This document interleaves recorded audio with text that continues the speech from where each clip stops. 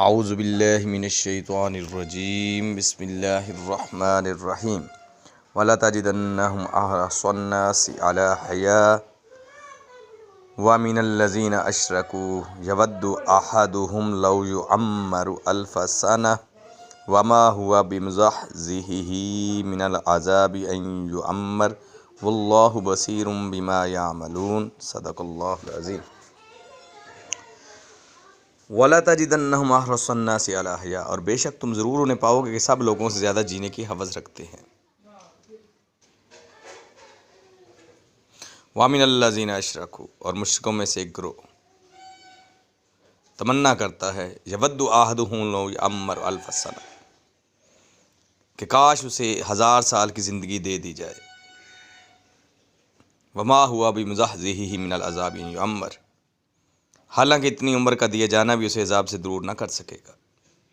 واللہ بصیر بما یعملون، اور اللہ ان کے تمام اعمال کو خوب دیکھ رہا ہے۔ مشرکین کا ایک گروہ مجوسی ہے، آپس میں سلام کے موقع پر کہتے ہیں زہ 1000 سال، یعنی 1000 سال جیو۔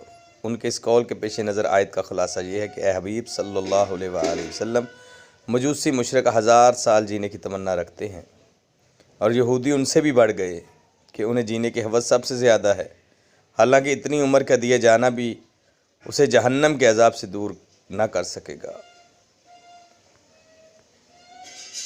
یاد رہے کہ کفار دنیاوی زندگی پر حریص ہوتے ہیں اور موت سے بہت بھاگتے ہیں، جبکہ مومن کی شان یہ ہے کہ وہ اگر زندگی چاہتا تو صرف اس لیے کہ زیادہ نیکیاں کرے، آخرت کے لیے کچھ جمع کرے، اور آخرت کا زاد راہ جمع کرنے کے لیے زندگی چاہنا اچھا ہے کہ یہ زندگی کی ہوس نہیں بلکہ آخرت کی تیاری ہے۔ لمبی عمر اور زیادہ مال اللہ تعالیٰ کے راضی ہونے کی علامت نہیں، بلکہ یہ تو بعض اوقات وبال کا ذریعہ بن جاتے ہیں۔ حضرت ابوبکر صدیق رضی اللہ تعالیٰ عنہ فرماتے ہیں کہ ایک شخص نے عرض کی یا رسول اللہ صلی اللہ علیہ وآلہ وسلم، لوگوں میں سب سے بہترین کون ہے؟ ارشاد فرمایا جس کی عمر لمبی ہو اور عمل نیک ہو۔ اس شخص نے پھر عرض کی لوگوں میں سب سے برا کون ہے؟ ارشاد فرمایا جس کی عمر لمبی ہو اور عمل برا ہو۔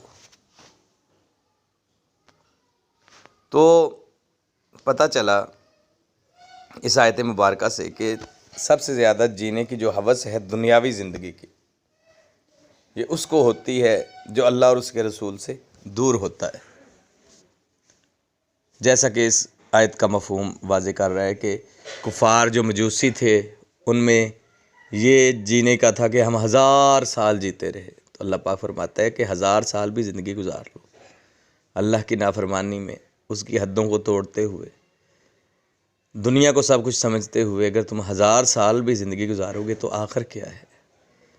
آخر موت نے آ کے پکڑنا ہی ہے نا، تو آخر دنیا سے رخصت ہونا ہے، تو اللہ کی بارگاہ میں جانا ہے۔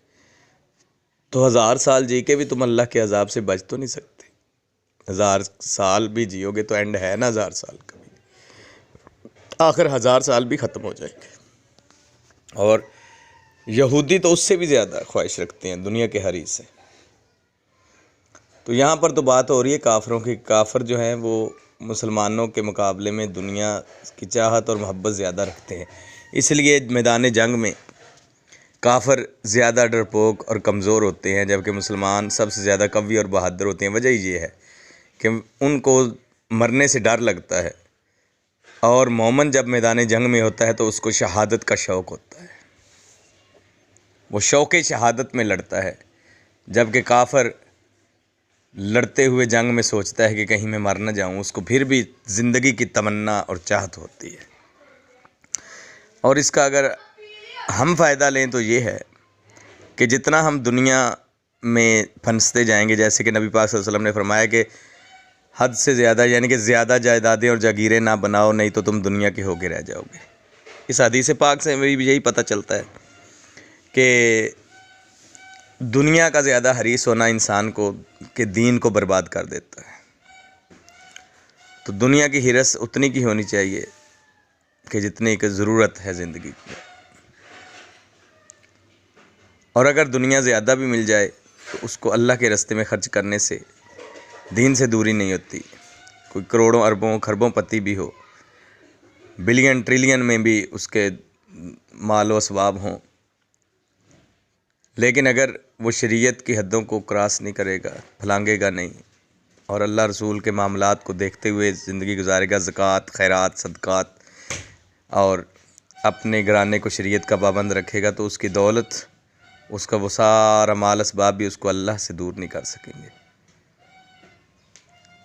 تو یہ بربادی اس کے لیے ہے کہ جو ان چیزوں کو پا کر پھر بہرا روی کا شکار ہو جاتے ہیں۔ اللہ تعالی ہمیں دین اور دنیا کی عزتوں سے، نعمتوں سے، دولتوں سے نوازے، صدقہ پنجتن پاک کا۔ اور میں ہمیشہ کہتا ہوتا ہوں صدقہ پنجتن پاک کا، اس لیے کہ پنجتن پاک کے صدقے اگر دولت ملے گی تو وہ ہمیں انشاءاللہ گمراہ نہیں کرے گی۔